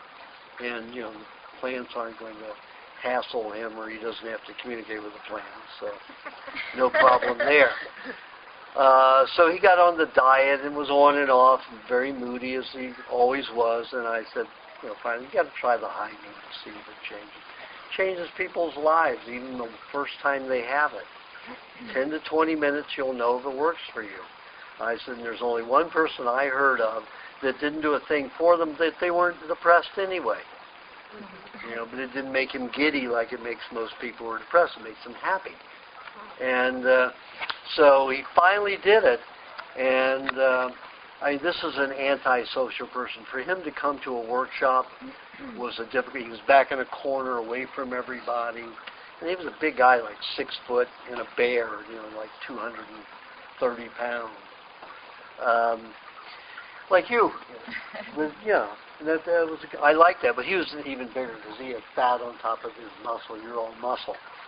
So all of a sudden he called me and he said, I'm eating 2 pounds of high meat a day, and I've been doing it for a month. Is that okay? Will I hurt myself? I said, if that's all you ever eat in your life, it's fine. There are animals that only eat high meat. Alligators, crocodiles will take their kill and bury them in the bottom of the lake where they start bubbling and blistering and full of putrid bacteria. And then they'll eat them because they're pre-digested. A lot of animals will do that. The fly spits its acids and bacteria on it, what it's going to eat, and dissolves it before it even before it sucks it up to its proboscis. So it's not a bad thing. So the next year, he had 6 months of eating it every day, and that's all he eats. He's so big, he eats 2 pounds of meat a day, and it's all high. Every bit of it's high. And I went to the workshop, and there he is with 3 number 10 girlfriends. All of them were model-looking girls. And this guy's only a 6, But he became so funny and had such a great personality. He had 3 girlfriends that were in the same room and liked each other. That's personality.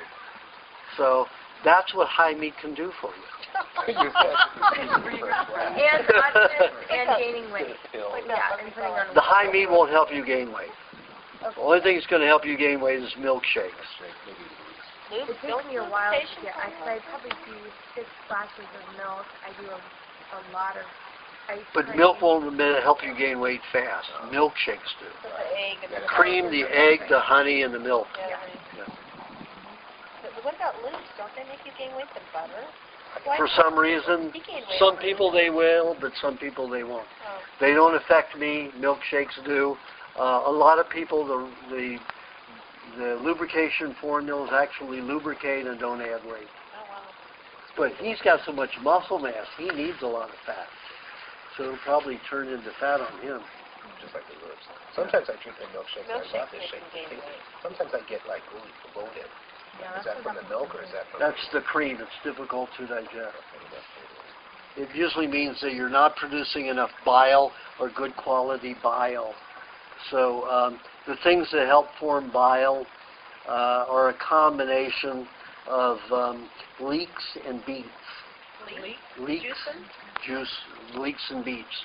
2 ounces of each, or 1 ounce of each a day is usually enough. So if you want to drink your milkshakes but you don't want to get fat. But the leeks and the beet juice have to be together. Oh, wow.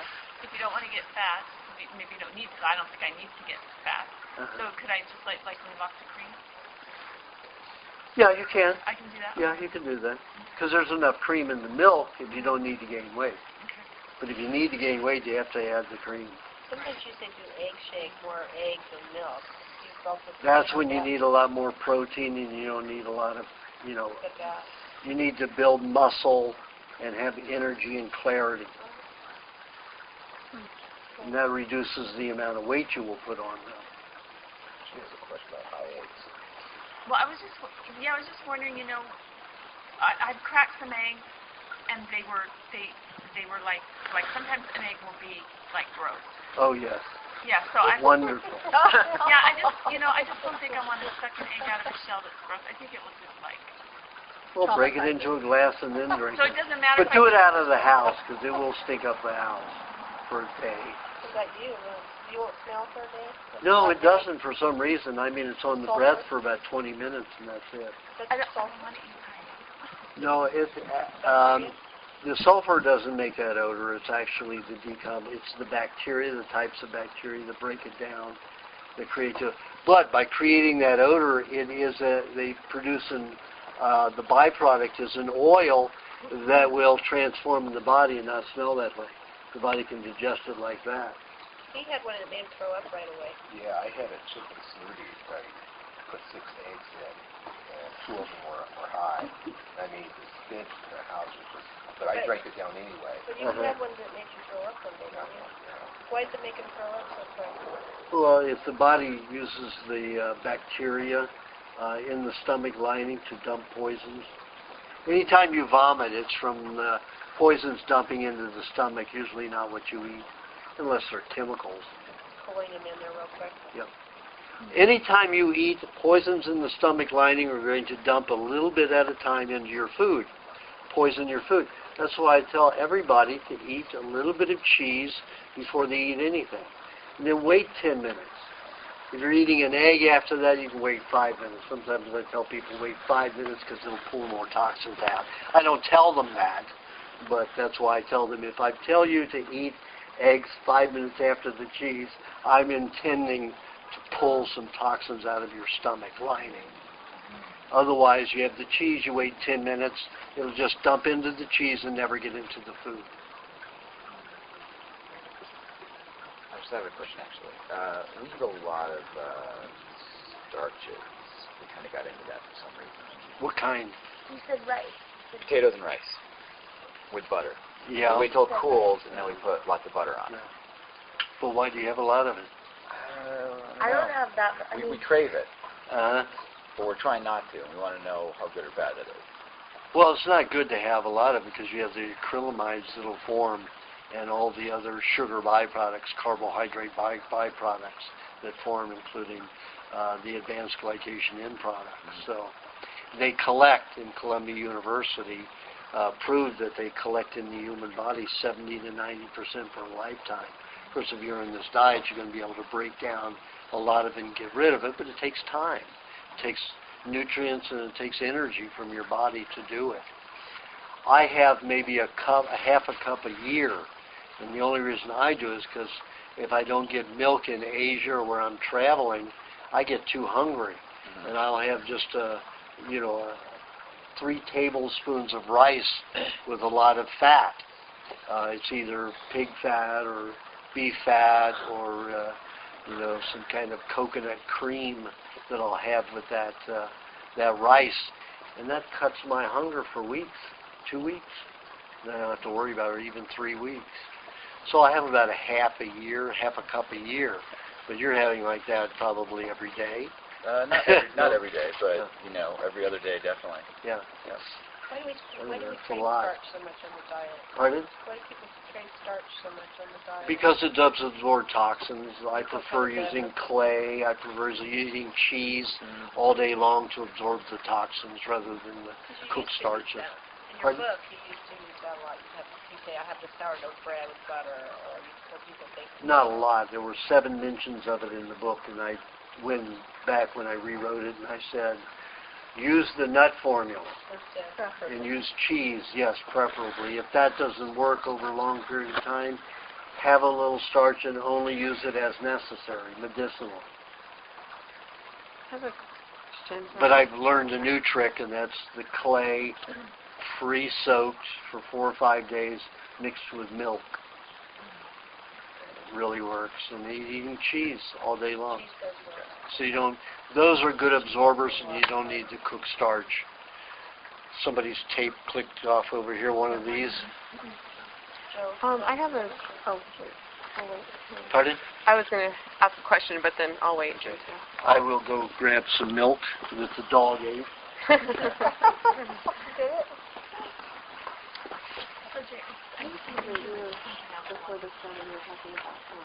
Yeah, you can but I just want to use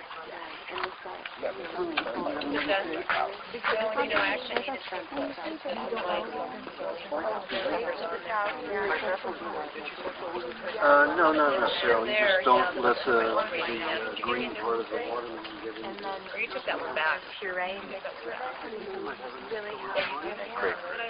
Grapefruit. But I'll use it for my reading or reading. It was pretty specific.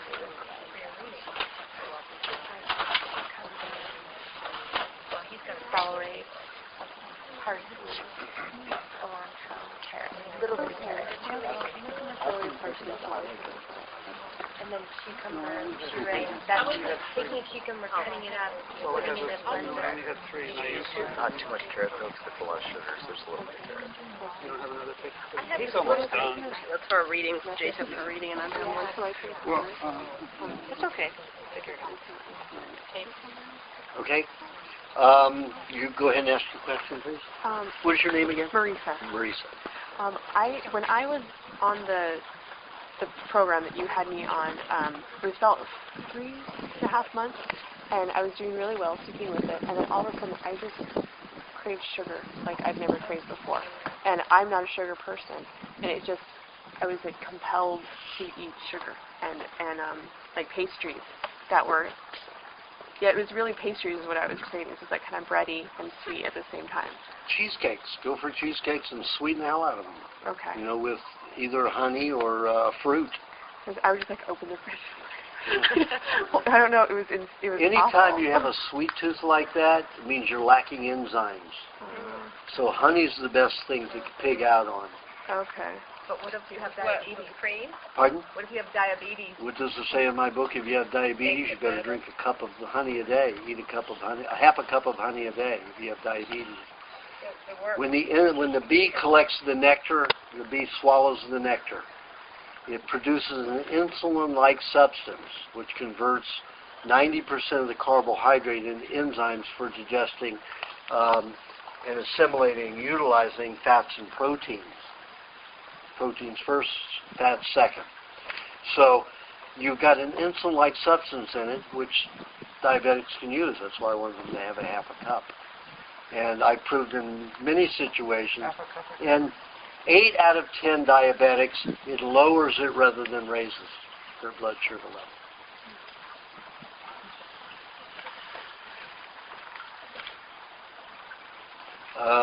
Question? Allison, do you have a question? Okay. Joseph? I forgot it. Okay, well, let me know when you remember. You have a question? Okay. Your question? Oh, my question Oh, I'm sorry. Oh, I thought he was looking at me. Sorry. He probably was. I wasn't paying attention. No, I wasn't. I was looking at you. Oh, okay. Sorry. Am I cross-eyed? You were squinting. You mentioned in your book not to eat frozen meat. Frozen, anything but fruits, the only thing that can be frozen. Because we live an hour and a half from Pelly's, which is the freshest fish market, I understand, here in Colorado. So, and I remember you mentioned that you pack your meat, if you pack it in jars, it can stay Weeks. for weeks. You can, Months. my son will not get sick eating. Correct. He has kidney failure. And Well, he needs lots of bacteria. There's nothing brings a kidney back faster than bacteria. So he can eat fish that's a couple weeks old? Absolutely. Wow. Should be eating it. Yeah. One of the problems with a kidney is it stops producing ammonia. And that's the ability to separate red blood cells out. 'Cause the job of the kidney is to remove H2O from the system because it either has gotten too toxic or the body's cold. It needs to get rid of fluid. So the kidney, its job is to separate the red and white blood cells so you're not pissing out your red and white blood cells and you go anemic every time you urinate. The kidney does not separate anything else, and it produces ammonia to do that. The pharmaceutical house says, oh, it's cleaning the blood. It doesn't clean the blood. That's what I've read, that it cleans the blood. It's absolute bullshit. It does filter out the waste products and dump it, some of it. But it's really not a dump site. We're not supposed to be eating stuff that's toxic. We're not supposed to have all those poisons in us. Everything we urinate and defecate should be able to be eaten by other species that eat fecal matter and urine. And of course, everything in the ground eats urine. It's nitrogen. And in the ground, there are animals that eat feces, human feces, dogs, birds, many animals eat feces. We shouldn't be toxic. So the kidney has taken on a job of cleansing the blood while it's trying to separate the blood and the red and white blood cells from the serum so it doesn't dump the red and white blood cells because you'd be anemic. So the body produces ammonia to allow the separation, the natural separation and easy separation of the red and white blood cells. When the kidneys stop producing ammonia, you can no longer separate the red and white blood cells, and the body is not discharging the fluids properly. But even if your kidneys didn't work and you were on a proper diet your whole lifetime, you wouldn't have that toxicity. You'd be perspiring it, so your skin would have more of an odor. So you wouldn't have to be on dialysis? No. No. If you perspired it out. Yeah. But that's the key. Yeah, so, anybody comes to me on dialysis, I have them taking, 2, 3, 4 baths a day, perspired it out of there. They sip fluids. They're not allowed to ever gulp because then too many fluids will go to the kidney can swell. But, eventually, and they can eat kidney with the ammonia. They can also eat aged shark, aged stingray that produce natural high ammonia content. And that tissue, because the bacteria in that tissue makes the ammonia, it's the same as it does in the kidney. So by eating it, you introduce the ammonia-producing bacteria back into the kidney, into the body. You had told him he could eat anything except any type of seafood except that's in the Gulf. That's in the Gulf? Yeah, in the Gulf. The toxic Gulf of Mexico, yes. Otherwise, he can eat anything. However, I was... Well, I didn't say any kind of, I thought it was any seafood. Ocean food, ocean caught. Yeah. Ocean caught. However, I was told that halibut is very high in parasites, and this one friend of mine said that a friend of hers got elephantitis from eating infected halibut. parasite affected her brain and she developed this.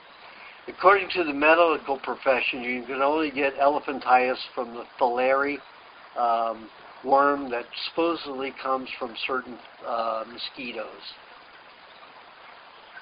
I got elephantiasis one time, and it was after a fast. I had done a 32-day fast, and I had eaten my body apart. And I got the filaria to start eating up all the toxicity that I had destroyed in my body by fasting. And let me tell you, that elephantiasis was a terrible way to detox those dead cells. My whole legs and feet were swollen this big all the way up. And it was difficult to walk for 3 months.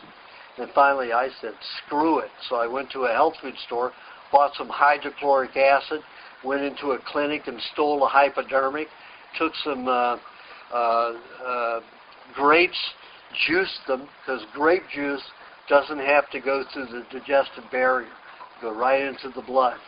So I juiced them, put the hydrochloric acid together, and diluted it with water, put it in my leg, and shot it.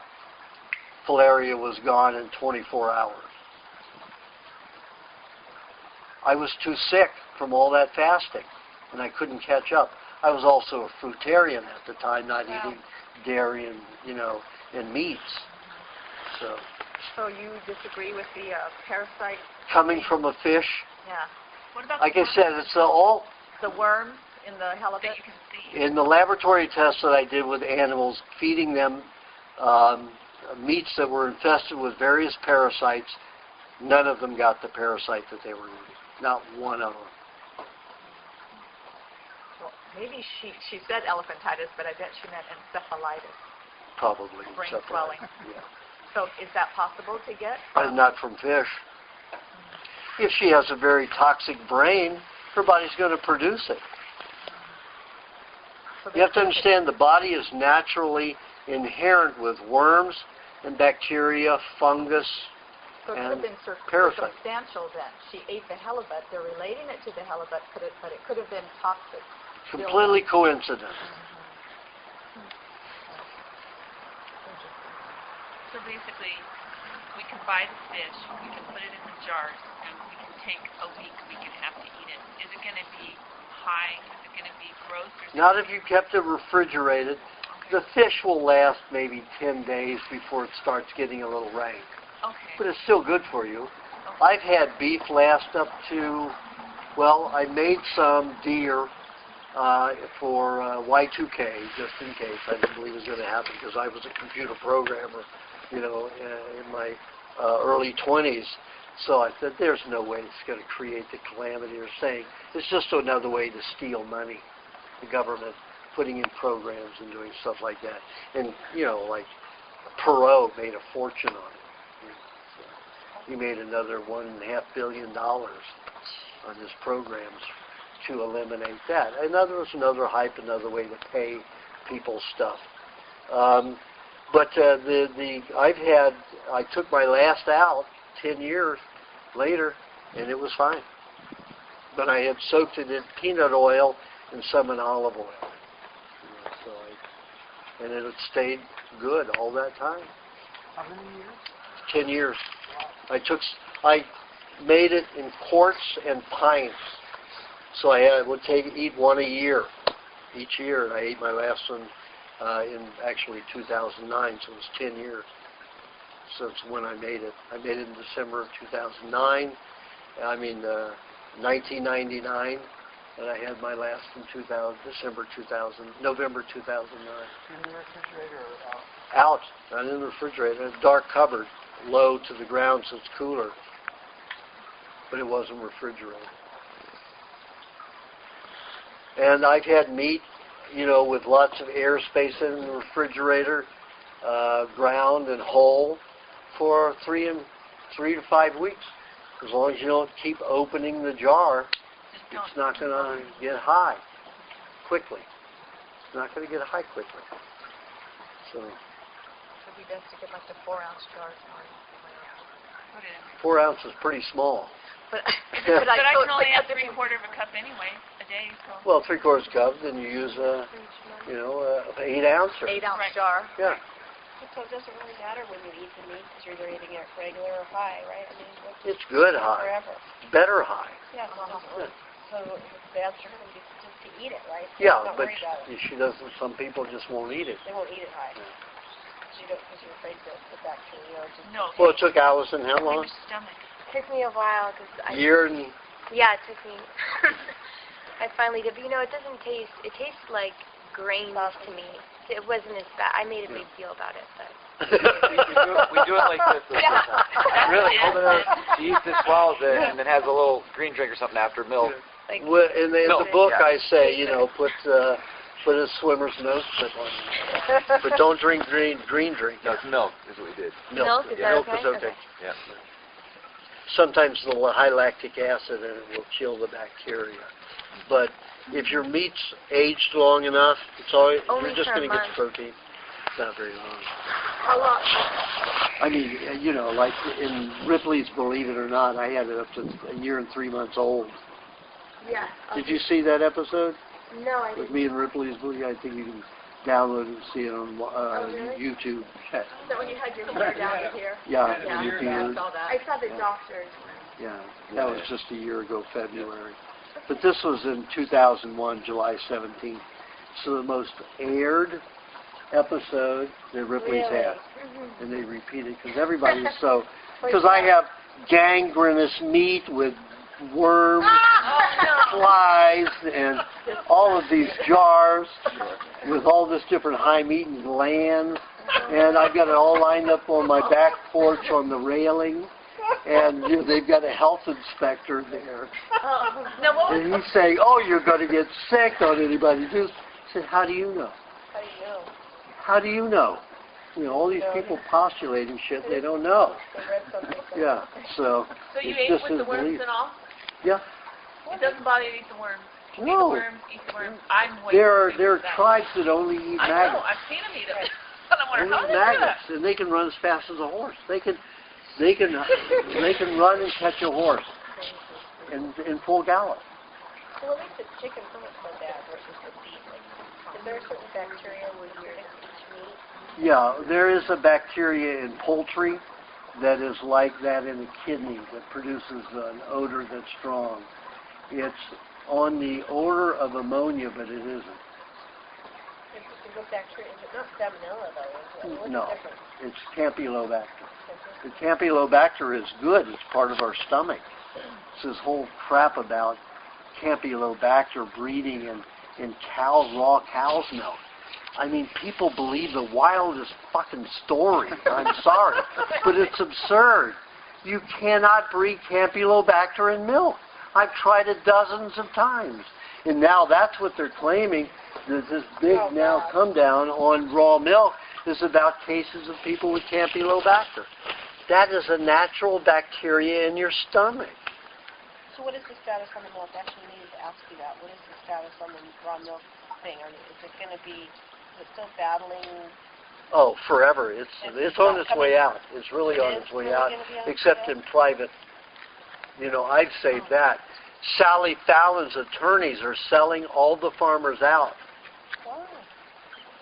Let me tell you, I think she's on the other side. I don't know about that, but at least I know her attorney's on the other side. So I got a call from one of my farmers, one of my Amish farmers.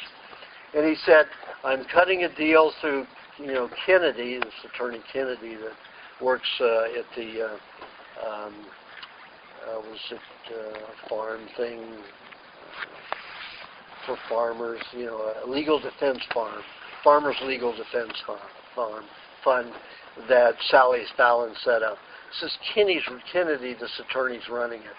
I've never liked him from the get-go. I've kept telling him all these years, I've continually told him all these years, that if you use my lease program and there's precedent and you don't use cow shares, you will never be fighting the government. They have no jurisdiction over it whatsoever. I've had them every case thrown out of court. I write the briefs, 62-page briefs. I give it to the farmer, take it into court. The health departments walk out of the room. Walk out. They don't even want it dismissed by the judge. So as soon as that is read, my brief is read, the health department has walked out of the court without ever asking for dismissal or anything. The judge doesn't want to dismiss it.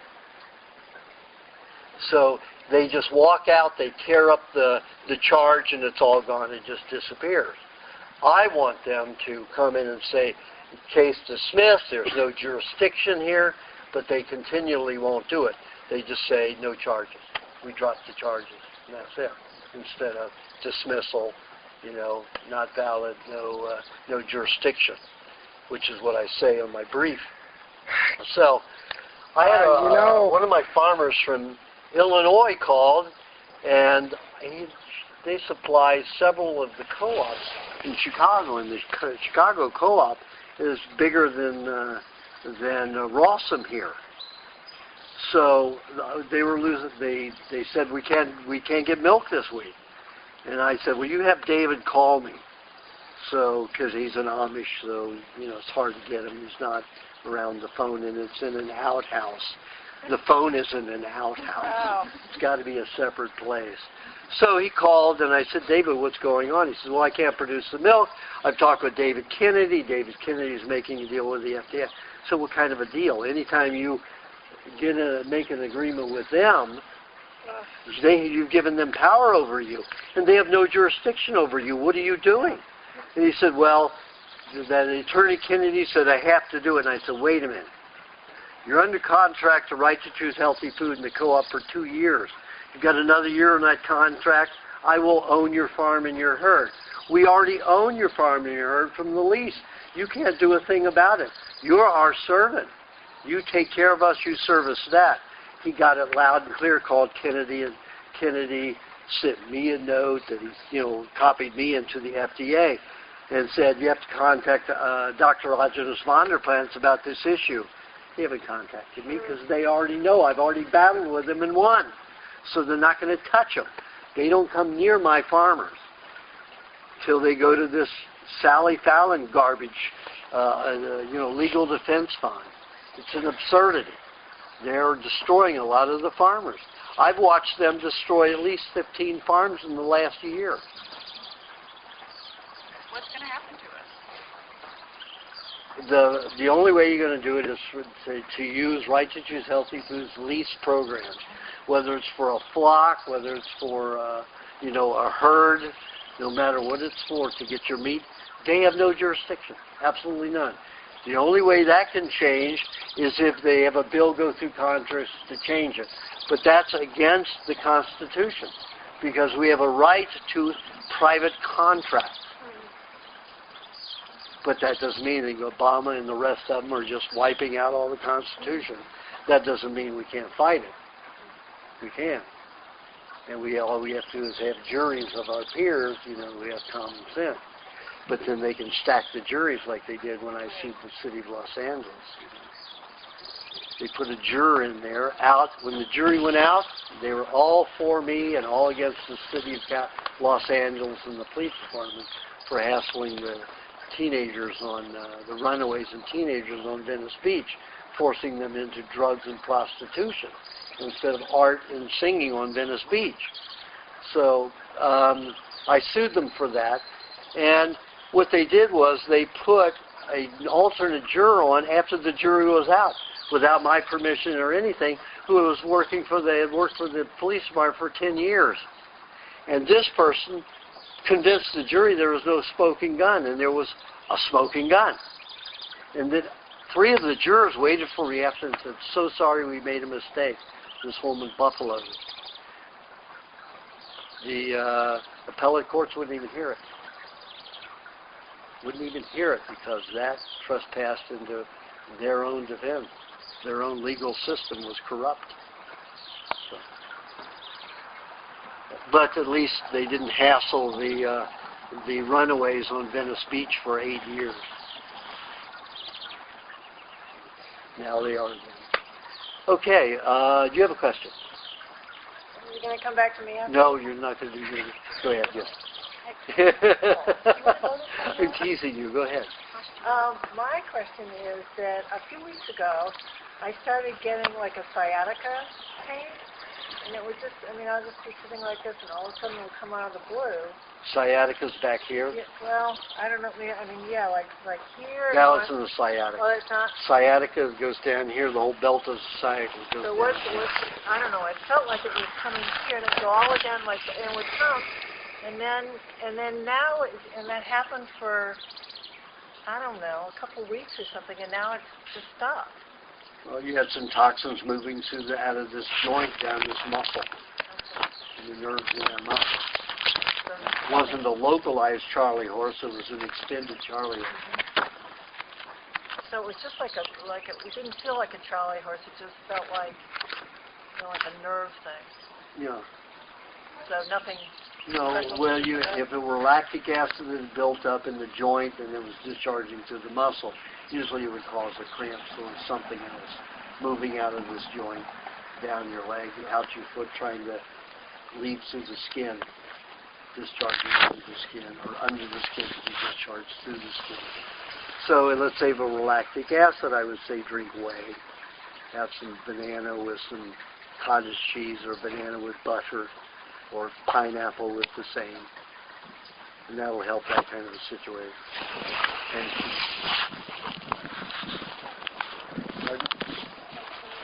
Is it that late? Wow. Okay.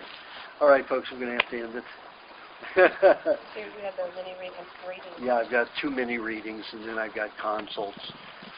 Did we collect the cash for the day? No, I didn't collect any cash. So much. Well, thank you. Very, very, very.